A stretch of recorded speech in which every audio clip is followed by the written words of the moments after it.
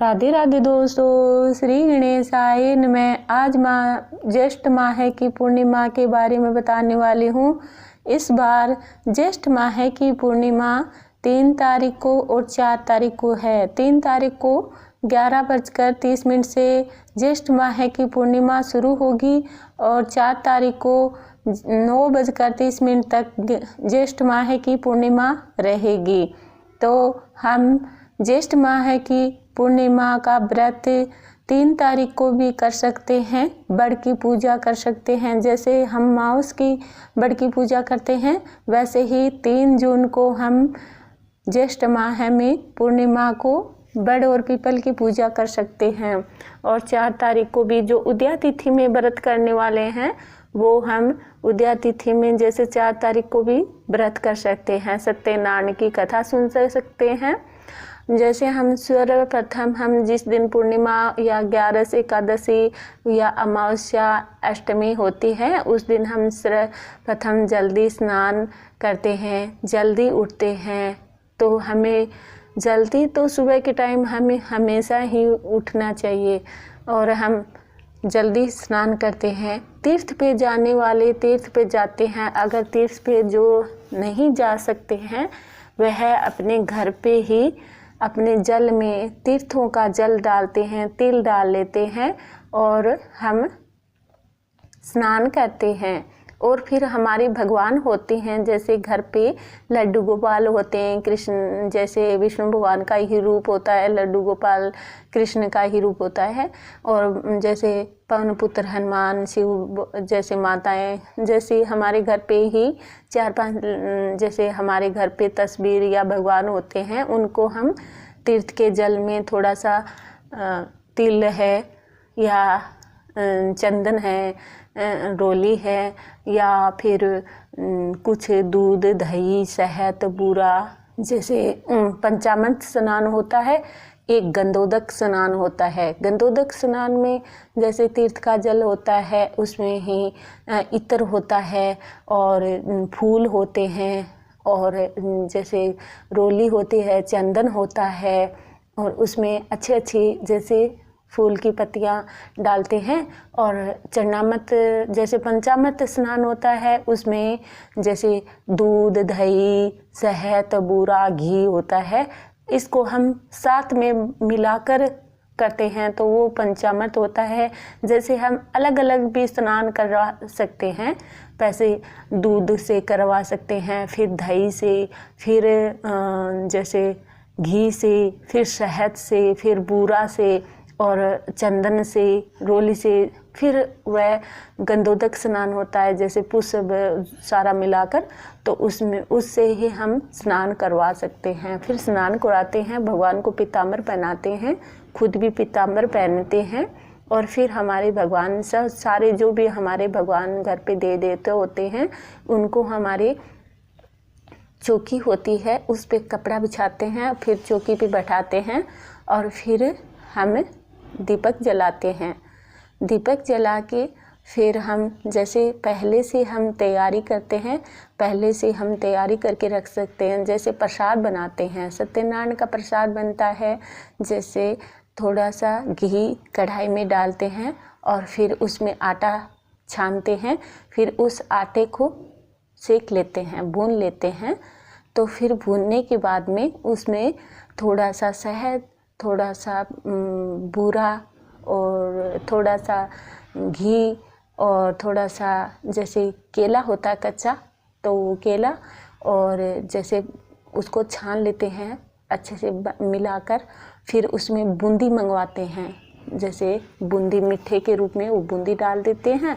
और फिर तुलसी पत्तर तोड़ के रखते हैं, फिर तुलसी पत्तर उसके ऊपर रख देते हैं, जैसे ऐसे ऊपर डाल देते हैं तुलसी पत्तर। फिर वो प्रसाद हमारा बन जाता है, तैयार हो जाता है। और फिर चरणामृत के लिए हम तीर्थों का जल लेते हैं और फिर उसमें थोड़ा सा शहद, थोड़ा सा घी, थोड़ा सा दूध, दही, कच्चा चरणामृत बन जाता है। उसमें तुलसी पत्तर भी डाल देते हैं। ऐसे भी हम बना सकते हैं, जैसे थोड़ा सा दूध लेते हैं कच्चा, थोड़ा सा दही, और उसमें थोड़ा सा तीर्थों का जल, और उसमें जैसे तुलसी पत्र डाल लेते हैं और थोड़ा सा शहद डाल देते हैं, तो वो चरणामृत हो जाता है। वो हमारी कथा सुनने के बाद में चरणामृत लिया जाता है, भगवान को भी दिया जाता है, हम भी लेते हैं। तो ये चीज़ें हम पहले से ही तैयार कर लेते हैं। जैसे भगवान को स्नान करवाते हैं, उसके बाद में ये तैयार कर लेते हैं, कपड़े वपड़े पहनाकर भगवान को चौकी पे बैठा देते हैं, टीका लगा देते हैं और फिर सारा तैयारी कर लेते हैं। हवन प्रोग्राम की भी तैयारी कर लेते हैं। जैसे हम बड़ा हवन होता है, बड़ा जो भी पूजा पाठ होते हैं, वो तो हमारे घर पे आचार्य जन, गुरुजन श्रेष्ठ होते हैं, वो आके उनसे ही हम करवाते हैं। लेकिन जैसे हमारे घर पे हम छोटा सा कुछ तांबे का पात्र होता है, छोटा सा मिट्टी का पात्र होता है, वो कुंडे के टाइप में होता है, वो हमारे घर पे रखते हैं। क्योंकि आजकल हर घर में पक्का फर्श होता है, तो हम पक्के फर्श पे जैसे हवन वैसे नीचे कर नहीं सकते हैं, तो इसलिए हम कुछ भी पात्र मंगा के रखते हैं।